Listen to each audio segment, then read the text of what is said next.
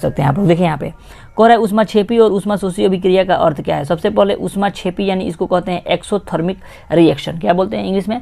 Exothermic reaction. कह रहा है कि वैसा रासायनिक अभिक्रिया जिसमें अभिक्रिया के फलस्वरूप ऊष्मा का उत्सर्जन होता है उसे ऊष्माक्षेपी अभिक्रिया कहते हैं। ठीक है, वैसा रासायनिक अभिक्रिया जिसमें अभिक्रिया के फलस्वरूप ऊष्मा का उत्सर्जन होता है उसे ऊष्माक्षेपी अभिक्रिया कहते हैं। जैसे कोक का जलना ऊष्माक्षेपी अभिक्रिया का उदाहरण है। जैसे यहाँ पे देखिए हम लोग का Ca यानी यहाँ पे कोक लेते हैं, कोक लेते हैं और प्लस O2 यानी ये क्या है हम लोग का सॉलिड है और ये जो है गैस है। S माने सॉलिड, C माने गैस, O2 लिए हैं तो यहाँ पे CO2 गैस बना है प्लस ऊष्मा निकल रहा है। ठीक है, ऊष्मा निकलता है, उसको क्या बोलते हैं? जिसमें हम लोग का क्या, वैसा रासायनिक अभिक्रिया जिसमें हम लोग का क्या होता है, अभिक्रिया जिसमें के फलस्वरूप ऊष्मा का उत्सर्जन होता है। तो देखिए अगर हम ये दोनों का रिएक्शन कराते हैं, कोक और ऑक्सीजन का रिएक्शन कराते हैं, ये सॉलिड है और ये गैस है, तो ये हम लोग का क्या बनता है? कार्बन डाइऑक्साइड गैस का निर्माण होता है और प्लस ऑक्सीजन क्या होता है? निकलता है। सॉरी, ऊष्मा क्या होता है? निकलता है, जिसको बोलते हैं हीट। हीट क्या होता है? निकलता है। इसको क्या बोलते हैं? ऊष्माक्षेपी यानी एक्सोथर्मिक रिएक्शन बोलते हैं।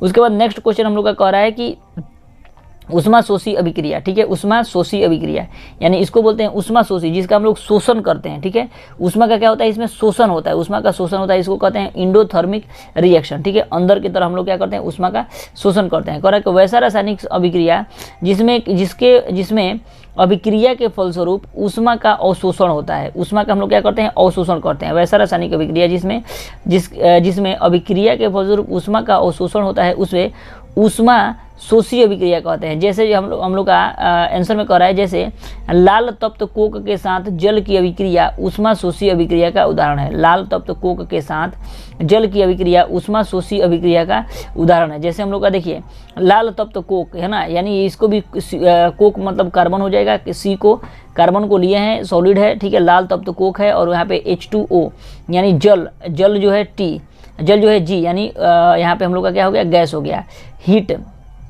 हीटिंग कर रहे हैं, यहाँ पे हम लोग हीट कर रहे हैं तो क्या हो रहा है? CO यानी कार्बन मोनोऑक्साइड होता है और यहाँ पे क्या निकलता है? H2 यानी हम लोग का क्या हो जाएगा? हाइड्रोजन जो है कहता है देखिए कार्बन मोनोऑक्साइड हो जाएगा और हाइड्रोजन जो है हम लोग का यहाँ पे निकल रहा है। ठीक है, यानी कहने का मतलब क्या हुआ कि हम लोग यहाँ पे ऊष्मा का शोषण कर रहे हैं। ठीक है, ऊष्मा का क्या हो रहा है? इसमें शोषण हो रहा है, जिसका अभिक्रिया में ऊष्मा का शोषण होता है उसमें क्या बोलते हैं? ऊष्माशोषी अभिक्रिया कहते हैं, सिंपल लैंग्वेज में अगर हम लोग समझते हैं तो। ठीक है, और ये ऊष्माशोषी अभिक्रिया में ऊष्मा का शोषण होता है, ऐसा अभिक्रिया जिसमें ऊष्मा का अवशोषण होता है उसमें क्या बोलते हैं? ऊष्माशोषी अभिक्रिया कहते हैं। तो ये हम लोग का एग्जाम्पल यहाँ पे आप लोग देख सकते हैं, कोई दिक्कत नहीं है। फिर यहाँ पे हम लोग का दोस्तों ऊष्माशोषी का कुछ अन्य उदाहरण भी है। जैसे हम लोग का मान लीजिए कि प्राकृतिक गैस CH4 मीथेन का जलना जो है ऊष्माक्षेपी जो है अभिक्रिया का उदाहरण है, ऊष्माक्षेपी का अभिक्रिया है। जैसे CH4 यानी ये क्या है हम लोग का? गैस है और CO2 है। और यहाँ पे एक और बात, आप लोग कार्बन मोनोऑक्साइड एक जो हम लोग यहाँ पे देखे थे, कार्बन मोनोऑक्साइड एक रंगहीन गंधहीन विषैला गैस होता है और ये जो होता है हम लोग का कार्बन डाइऑक्साइड है और यहाँ पे हीट है। ठीक है, और उसके बाद फिर हम लोग का नेक्स्ट एग्जाम्पल है कि अगर मानव कोशिकाओं में ग्लूकोज का ऑक्सीकरण ऊष्माक्षेपी अभिक्रिया का उदाहरण है। ठीक है, तो और ऊष्माक्षेपी का उदाहरण है जो ये वाला रिएक्शन है, इस रिएक्शन को भी आप लोग लिख सकते हैं आसानी से। ठीक है, ये सही है, सही कर दिया गया है मतलब टीचर के द्वारा, हम लोग के टीचर के द्वारा, तो इसलिए हम लोग इसको यहाँ पे साइड में मार दिया गया है सर। ठीक है, तो ऐसा आप लोग नहीं सोचिएगा, इसको बढ़िया से समझिएगा। फिर हम लोग का ऊष्माशोषी अभिक्रिया का कुछ अन्य उदाहरण भी है। ऊष्माशोषी का, ऊष्माक्षेपी का 2 उदाहरण।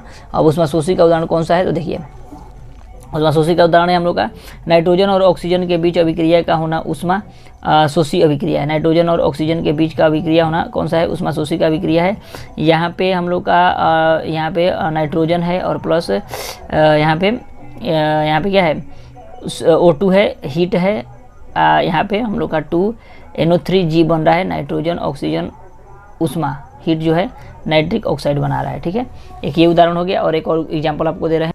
एक और एग्जाम्पल हम लोग यहाँ पे दे रहे हैं आपको कि मर्क्यूरिक ऑक्साइड का अपघटन मर्क्यूरिक ऑक्साइड का अपघटन ऊष्माशोषी अभिक्रिया का उदाहरण है, जो हम लोग का यहाँ पे है 2HGO। हाँ, HGO यानी मर्क्यूरिक ऑक्साइड है, हीट है।